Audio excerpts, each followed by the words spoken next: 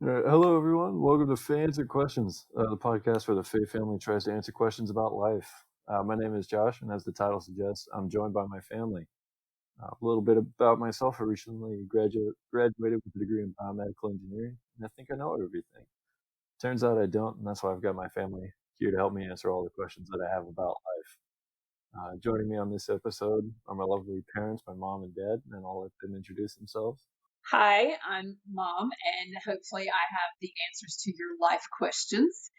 After numerous decades, I should have some answers. I'm Dad. I'm 49. Let's see, on world traveled, and I do know the answers to all questions. And if I don't know them, I make it up as if I do. Good to know. So we have two know-it-alls on the podcast, so that's good. That'll be good for Mom to try and balance. All right. So first question that I have for you guys, I'm sure it's a question that a lot of people have, but what is a deductible? Because that's something that an engineering degree just does not teach you. So, like, as in an insurance deductible? Yeah, insurance or for healthcare, that sort of stuff. So, you have an insurance policy, say with insurance or with health insurance, and it's an 80-20. So, you're going to pay 20%. The insurance or your insurance will pay 80%, but you have to meet a certain threshold or deductible before that kicks in. So you're responsible for, say, $500 first up, and then your insurance kicks in the split with you. So it depends. So, like, say on a car insurance, you have a $1,500 deductible. So you get in an accident, you're paying $1,500 for damages or whatever before the insurance company kicks in and starts paying for the damage. So it's kind of like a down payment, like on your, like for your health, kind of. It's like you get injured and you're given a bill, and your insurance says your deductible or how much you have to kick in first is this amount before we'll pay our percentage of it. It is, yeah, it's an amount that you agree on with your insurance company, which you usually don't. With health insurance, particularly, you don't get a say. You can get to choose how much your deductible is when you choose your policy. So it's an amount that you have agreed to pay up front first and foremost before the insurance company has to start paying their share, be it for health insurance, car insurance, or anything else. So basically, it is, yes, it's an amount of money, not like a down payment, but it's an amount of money that you have agreed to pay before the insurance company has to start paying their share. Bearing in mind that if you choose to have a lower deductible, so if you choose to say, I'm willing to pay $500 out of my own pocket before I'm going to ask you to pay your percentage of what you've insured me for, then your premium, which is what you pay every month or every year for your insurance, will be higher. If you choose a higher deductible, so you say, I'm willing to pay $1,500 or $2,000 before the insurance company has to kick in, then your premium that you pay them for that insurance will be lower. Oh, okay, I get you. So it's right. You've got to trade off in terms of when you make your decisions on insurance, you have to decide, do I think I'm going to need it? Am I going to use it? And if the answer is no, you're probably better off going for a higher deductible, because what you pay the insurance company on a monthly, 6-monthly, or yearly basis will be less. Homeowners insurance, depending on how your insurance is set up, you have no choice. It is a set amount that you're going to have to pay up front, and then it's whatever the split is from there. Okay. That answered my next question of, is it better to have a higher or a lower deductible? It depends on your situation. It totally depends. Like if you're kind of, well, like us, and and not like the average American, and you eat right and you're healthy and you don't go to the doctor and you're not taking prescription medication, then we have a high deductible on our medical insurance because we only use it in case we get into an emergency situation and need hospital care. We're willing to pay the higher deductible, so which means we pay out of pocket to go to a doctor if we have to go to a doctor. We're willing to pay that out of pocket because we only go maybe once or twice a year. Now, if someone's visiting their doctor every second week for something, then they're probably going to have a lower deductible because they want the insurance company to pay a lot sooner than what we would. So it just depends on your situation. If you know that you're a defensive driver and you're always looking and you're not going to get into an accident, and per se, that's your fault, and you're very cautious in how you drive, then you can have a higher deductible. It's how much I guess the easiest way to explain it is it's how much risk you're willing to take on yourself. One other thing to note on medical insurance. So you have your medical insurance through your company you work for or whatever. And depending on what you are, say you're like Dad and I, we have a fairly high deductible because we don't use it a lot. So anytime we have to go for a medical, what we're paying is coming off of the deductible, and they're keeping a running tally of that until you hit that amount, and then it ticks.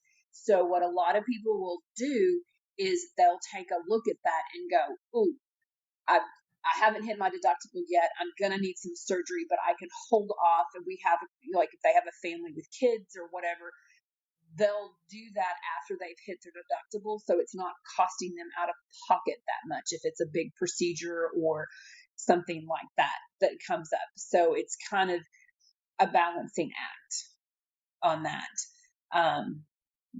Yeah. So usually family plans are like $7,000 for a family, but each person is broken down, and it doesn't matter if, say, a family of 5, there's one child that is sick quite a bit and has to go in and breaks arms and needs stitches, and that kind of stuff. Yours truly right here. I've needed multiple stitches growing up. That individual will help the group hit that deductible sooner. Oh, okay.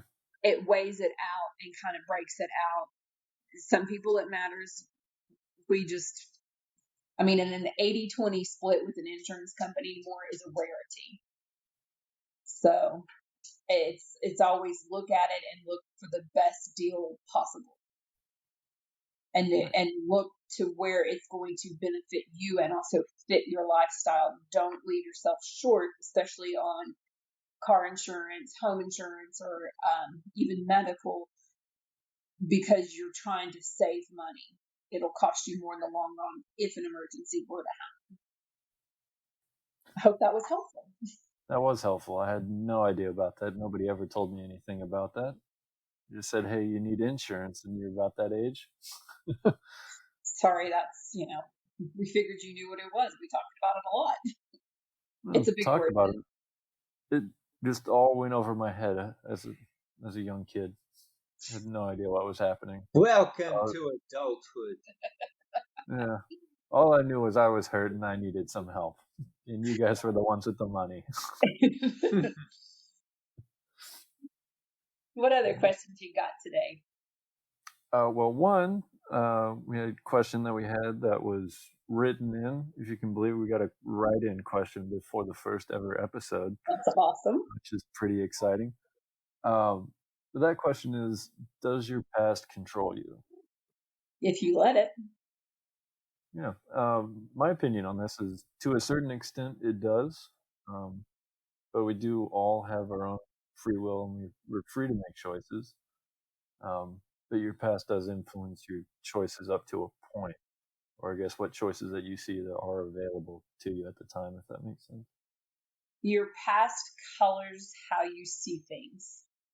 Right. And how you react. If you don't like how you see things or how you react, then it's a conscious decision and action to change how you view that and change your response. Okay. But your past shapes who you are and your view and experiences on things.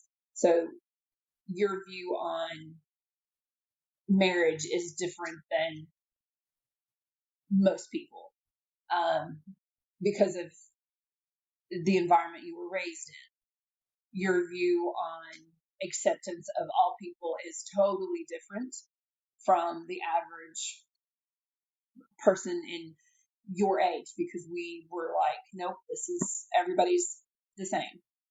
It doesn't Right. matter. Judge on the character and how they treat you, not the color. So it does affect you. I have stuff from my past that affects me, and I have to work on changing that because I don't like the result of it. I mean, for a little bit of context, would either of you be willing to talk, like, just in general about kind of your upbringing? Like, you both grew up on farms, for example, not in the city. I don't think your past controls your present life. I think you can use your past to shape your present and future life. I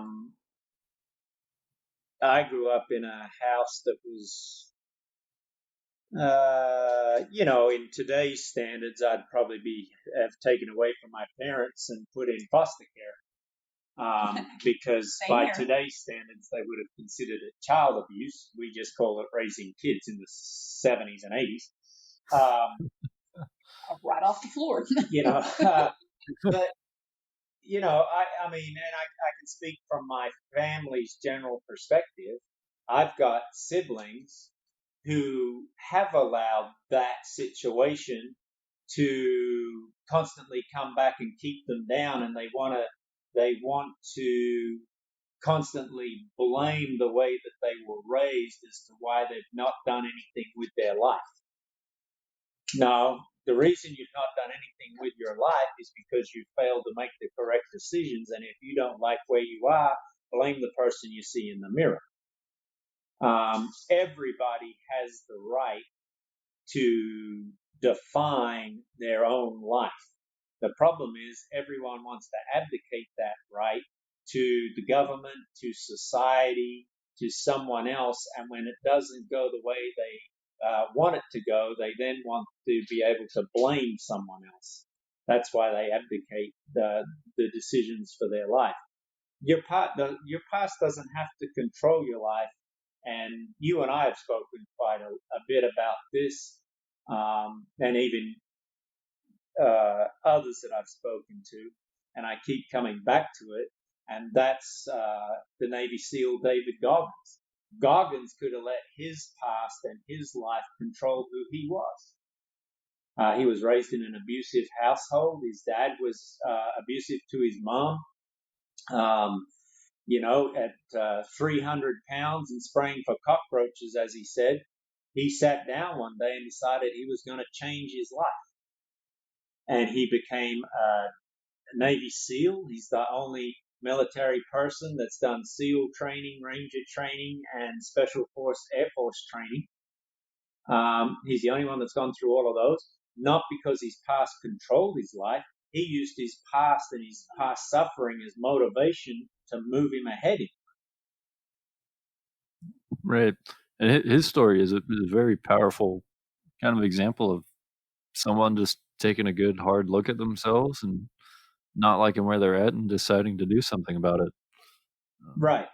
Instead of just wallowing in self-pity or blaming anybody else, decided to, get up off the couch, get, in peak physical, mental, emotional condition. And that's the thing with a lot of young people generations today, is they don't want to do that work of really stopping and taking that hard look at themselves and going, I don't like that. I need to change that. And that it takes work. It's a habit. You have to break that habit, and it's never finished. even at your father and I's age, we're not done changing. We're not done growing. We're not done facing our demons and changing how our past has shaped us and trying to be better. It's an ongoing process, but you have to be willing to take a look back and look at the good, bad, and the ugly. And it's the bad and the ugly part that stops so many people. And I like to think, like, when I saw this question, I thought about kind of where I ended up and where my older brother and older sister ended up, and how we process different things, how we react to different situations. Like, for example, Ben, he's still a little immature, but he learns, takes his time when he learns things. Kind of has to learn them the hard way. He loves learning it the hard way. Oh, he's a hard knock life kid. and sis, I just got off the phone with her before recording this, and she's got her own She's world. her own drum. She is her own person. She is. Cool. I can't wait for her to be on an episode. Yeah. Actually, she'll bring. There will be nothing in that episode usable. I have to edit the whole thing. It's going to be the intro, and that's going to be it. Yeah, that'll be one big beat. Yeah, you each, the three of you are prime examples of how your past has shaped you, how you used it, how it has affected you. You guys all had pretty much the same experiences. We did not coddle, or we tried not to. Just remember, if you ever are handed a chocolate chip cookie, you have to spill the beans. Yeah, I was bribed as a child with chocolate chip cookies in exchange for encouraging you to use your words. Yeah. It is, because even in the same household with the same thing, we're so different in your personalities and the way you processed information, the way you reacted to things shaped who you were, and each of you have your own way. I mean, your older siblings, one's one extreme, one's the other, and I thought, oh, I've got one of each, so now I'll have two of one and one of the other. And no, you went off on a different direction on your own. So it's a great example to see that, yeah, your perspective of your upbringing affects you. Mm-hmm. I mean, for sure, my perspective on my upbringing differs from my sibling, and the way we dealt with things and who we are as adults are polar opposite. Yeah. Very true. I think that this, from my perspective now, as I sit and look out, I'm about 2/3 of the way through my life. Given that I may live to be 80. Not with your health. You're gonna live longer than the Queen. Like, but as I look, particularly your generation, and even now with the kids coming into the college, not you, because you weren't raised this way. We taught you to stand on your own 2 feet, but the majority of your generation and around your age, I'd say from probably 19 through that 27, 28 mark, they're snowflakes. They're just snowflakes. They're tiny little people that want someone else to blame for their problems, and it's always their parents, yet they always want to run back to their parents for money when things goes wrong.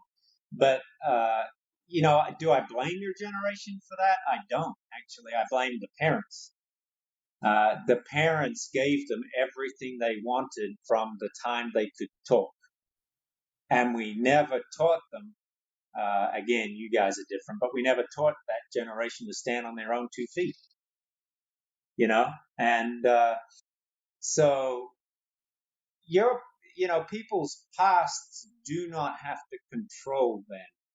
But as a society, particularly in this country, as a society, we have taught people to let their past control them so that they always have someone to blame. This is a country that loves to play the victim card. I mean, if you can play the victim card, you will make it in this country. I mean, for God's sake, look at the current mess that we've got up in Washington. And I'm not even talking about Democrats or Republicans or anything like that. Look at Cohen, the lawyer that just got, wrote a book about his escapades with the president. He played the freaking victim. He didn't give a crap while he was taking the president's money to be his fixer. But when it got hung on him for breaking the law, he's suddenly a freaking victim. Right. No, Right. dude. No. But, he's another one. He's going to play the victim card. He's going to blame someone else. Oh, I didn't realize I was going to get in trouble. Yes, you did. You're a lawyer. You knew what you were doing was wrong. You were just hoping you wouldn't get caught or called on the carpet. So, yeah, I mean, to me, the biggest problem we have, particularly in society now, is we're not teaching people how to think for themselves. We're not teaching people to question things, legitimately question things. I'm not talking about going and burning people's businesses down. That's not questioning things. That's terroristic threatening. That's thuggerism. I'm talking about legitimately question what's presented to you. And see if it's right for you. And that's one of the things I've noticed at work is a lot of the trainings that we have to do. They try and hammer in. They're like always, question, like legitimately question everything that you're being told to do. And then number two, like if you get caught doing something, like God forbid, like take the blame for, like, own up, fess up to your problems. And it's really funny, or not funny, but odd that people in charge of the training are the ones telling the employees this rather than them having like learned it from their family growing up, that just take the blame for something, own your mistakes, and move on. Well, we don't teach that anymore. Family, Right. like the parents that I'm talking about, they should have taught their kids, but it was never taught them. They never had to own up. And you see that a lot, particularly, and I'll paint with a very broad brush, so don't anyone get offended if you belong to one of these. But you see that in sororities and fraternities a lot. They come from a certain socioeconomic level because they can afford to be in those little clubs, and they can afford to have their little meetings at night in the daytime when Batman's not around. But if they get in trouble, because they come from a certain socioeconomic level, their daddy can bail them out, or their mummy can bail them out, and they're not taught to take responsibility for what they did. Yeah, and that's something that I saw a lot when I was in university, and I was an RA in one of the buildings, a resident assistant, if you don't know what that is. But these kids would get in trouble, and then the first phone call that they made would be back home to mommy and daddy, and they'd be like, "Hey, I'm in trouble. Like just help me, like get me out of this situation." And I got caught smoking pot in the dorm room. I was hotboxing. that happened so many times. Which where you went to school, it's still illegal. Yep. Yeah, still illegal. Well, and that's the thing. Like, you guys were raised differently. Like you could call home We never said you couldn't call home. Go ahead, call home. Let us know what's going on, because it would always play better. Hmm. But that didn't mean that we would take over and bail you out. You still had to be responsible for what happened. I can remember a couple of times either of your siblings having to call, and it was like, yeah, that's nice, but what's that to do with me? You're gonna have to own that. And what that reminds me, you mentioned David Goggins earlier with Navy SEAL training, and there's a great documentary on YouTube about a BUDS class 234. Right. One of the instructors in there, the class is going through an evolution, and this candidate on the team kept saying like, "Oh, like I don't feel good, I don't feel good," to the instructor, and the instructor just looks at him and says, "Well, what do you want me to do? Rub your belly? Right. What does that have to do with me?" Like, Well, I mean, we taught you guys early on, rub some dirt in it, suck it up, Buttercup. I mean, the cuts and scrapes you guys would get, I finally got tired of the amount of bandages I was buying, and I didn't have stock in Johnson and Johnson. So I was like, no. I mean, the three of you were wild, and you were so close in age. And I said, I remember telling you, don't come in and get something to put on it unless the blood is spurting at the same rate as your heartbeat out of the wound. Wash it off, pat it dry, get back out there.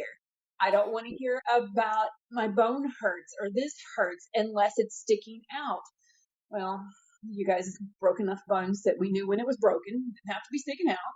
But, and it's the same way that we got tired of trying to figure out who did what and who was the cause or the instigator of whatever incident was then causing the ruckus in the house, that we instituted the Three Musketeer rule.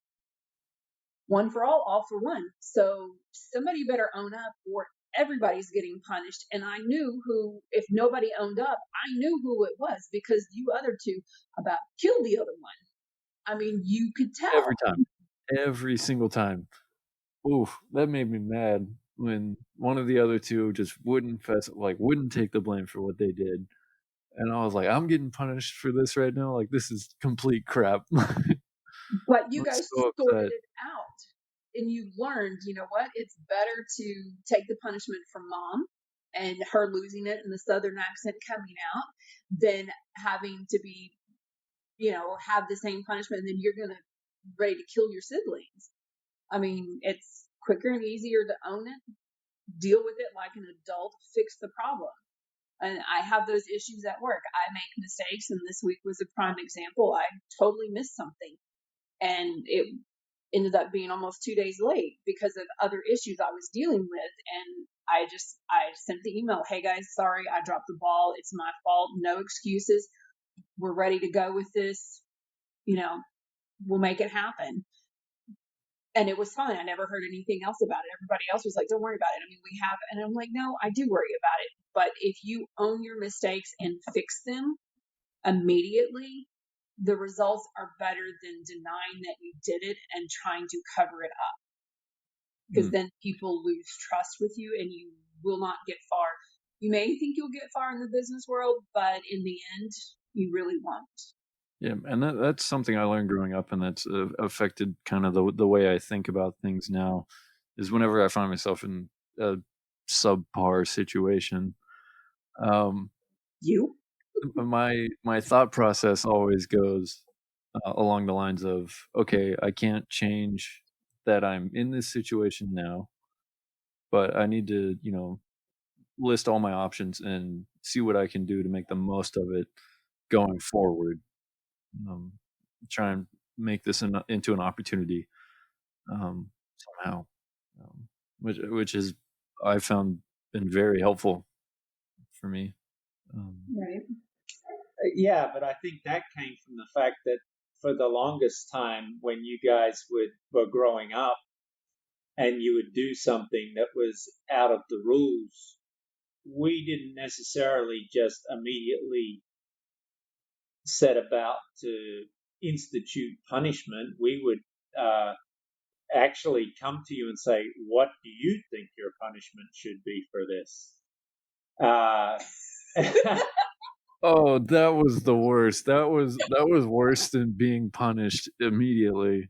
Oh, because in a little kid's mind, you making this deal. You're like, oh, if it's gonna be like spanking, you can't say too few, otherwise, mom and dad would be like, okay, double that, or you don't want to go, too high to where they're like, okay, I was only gonna do like 10, but you said like 25, so I guess we're doing 25.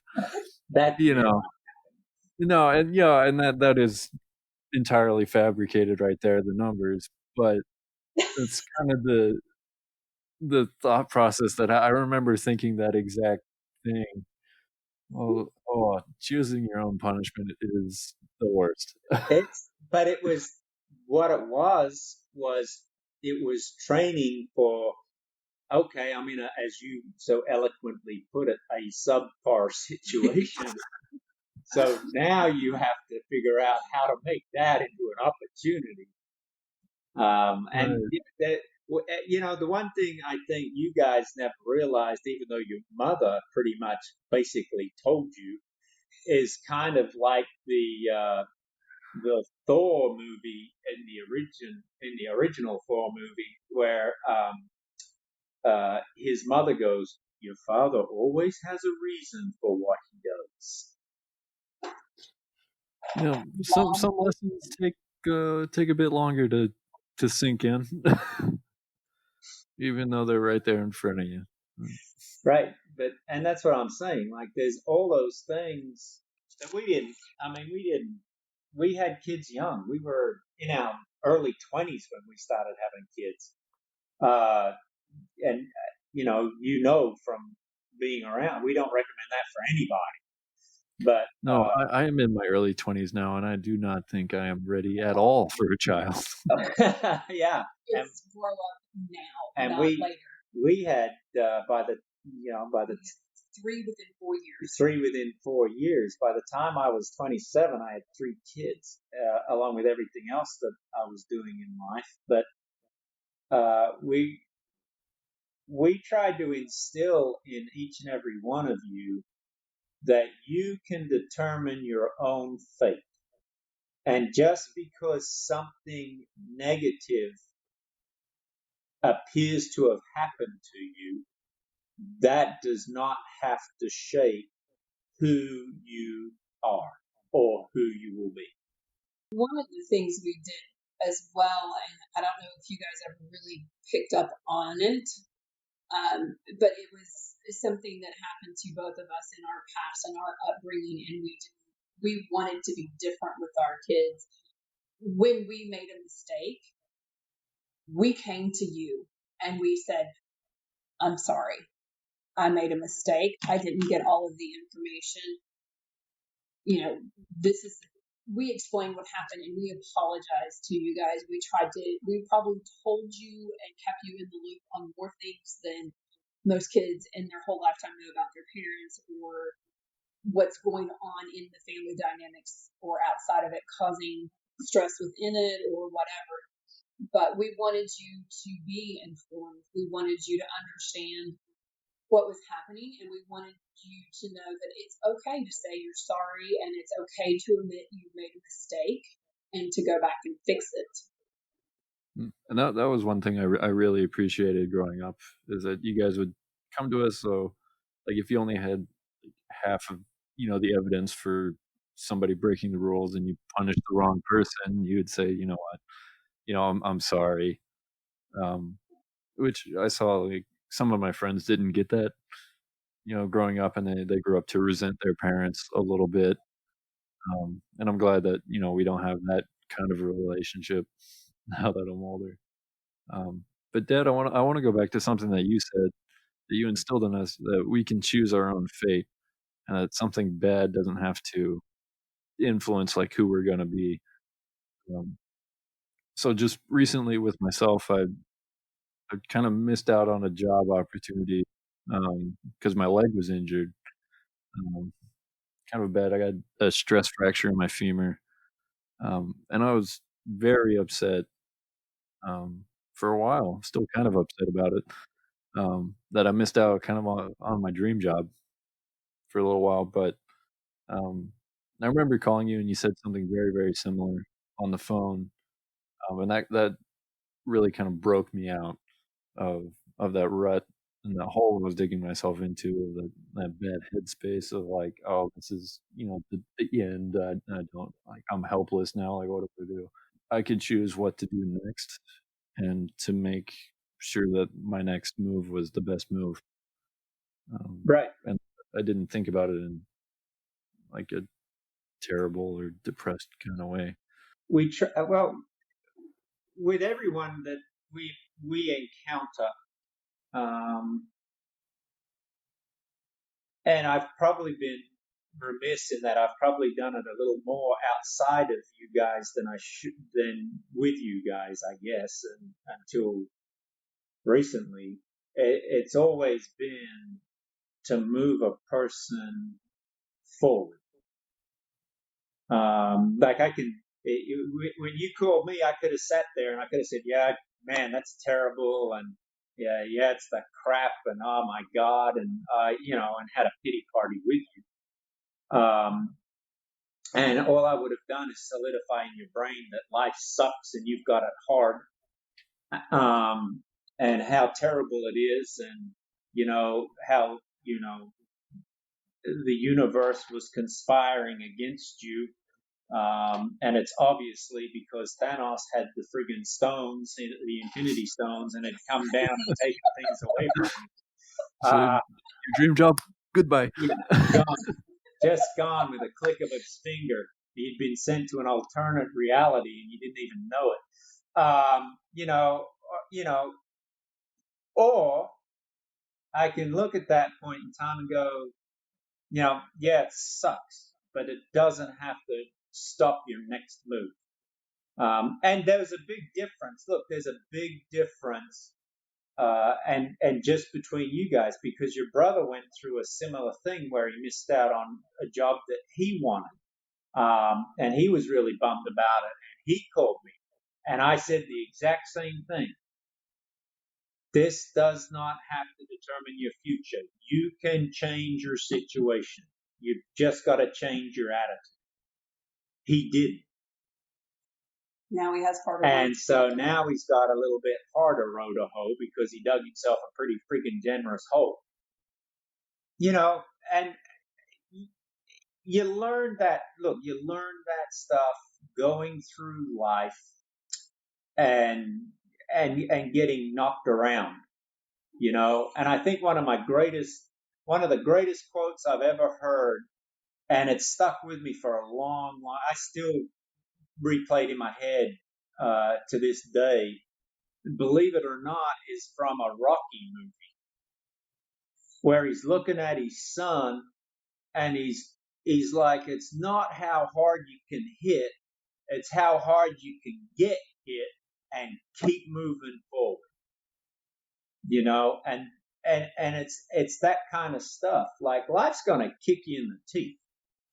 I mean, it is going to, if you let life, it will grind you up and it will spit you out, and you can become another statistic sucking your thumb on the side of life going, everyone's against me. Well, at that point in time, you're right. Or you can take the hit and learn from it and decide, from here on out, I'm going to determine my own fate. And honestly, there's a lot of people that boo-hoo current technology, and it's the devil, and it's the worst thing that ever happened, and they carry on about it, and to an extent, yes, some of the technology we have isn't necessarily the greatest. Looking at you, Facebook. Well, I mean, when people spy on you without your knowledge, that's not really good. But a lot of technology is great. Like, if someone really wants to change their life and not let their past determine their current or future situation, if you spend just a little bit of time, and I'm not talking like you could in a 20, if you put 24 hours and went to YouTube and spent 24 hours combing through YouTube videos on how to get ahead in life, how to make it in life, and that kind of stuff, you can come across the genuine, not the fake guys, all right, not the ones that are out there trying to sell you something, take your money just to ingratiate themselves, but I'm talking about genuine people that have done videos that are there to help you. Like Goggins has got a lot of stuff on YouTube. Uh, uh, Sadhguru's got a lot of stuff that's beneficial on YouTube. Uh, uh, Vaynerchuk's got a lot of stuff out on YouTube that's really good. There's a bunch of those guys that you can go and grab a hold of, and just watch them. And you're not necessarily going to agree with all of what they say, but there's enough decent stuff in there that you can use that to change who you are at the core and bring yourself to a better place in life. The other thing along that same vein of what your father is saying about, you've got to do the work, you've got to find that that's going to work for you. Here's the other thing, and I've told you guys this in different scenarios, especially in your relationships. Your relationship with your significant other or with yourself, that's who it's with. It's not with society, and it's not with culture. So whatever society and culture is saying is normal may not work for you. Right. So if it's not working for you, it's not right for you. So you have to find those things that resonate with you. And that's all that matters, because that's your relationship with you. You have to nurture that. You have to grow that. You have to have that inter-self perspective, and you have to reflect on things. That relationship you have with your SO, that's between the two of you, not anybody else. And it may look different to the outside world, but screw that. If it's working for the two of you, then it's working. It's great. And you have to be true to yourself and what resonates within that relationship. The minute you try to do what society, culture, social media says is normal, that's when a lot of people end up in trouble, is because it doesn't feel right to them, and they're fighting against their nature and who they want to be to fit in. And you don't need to fit in. You need to have that inner strength to be your own person. Don't be a sheep. Be the sheepdog. Absolutely. Because you can tell them where to go. I mean, that, and I tried to drill that into you guys. I still tell you guys that each of you individually, when I speak to you, you have to do what's best for you. And, so what? It looks different. I mean, and the big thing is our family looks traditional from the outside, but you can attest that we're not a traditional, normal family. No, But definitely not. But it works for us. And so, and when I say family, I mean the five of us. That's a whole other conversation beyond that. That is the family right there. La Familia. Familia. So, I mean, we've been going 45 minutes. I don't know if you want to wrap this up or if you want to keep going and then make it into 2, or how do you want to do it? No, I think 45 minutes is pretty good. I was about to suggest that we kind of wrap it up. Well, I'll wrap it up on this. Okay, and I want to go back to what you originally asked. Okay, not the deductible. Does your past control your life? And I would say this: your past controls your life if you are a lazy person. Your past may influence aspects of your life, but will not control your life if you are willing to work at becoming better than where you are. Thanks for listening. Have a good one.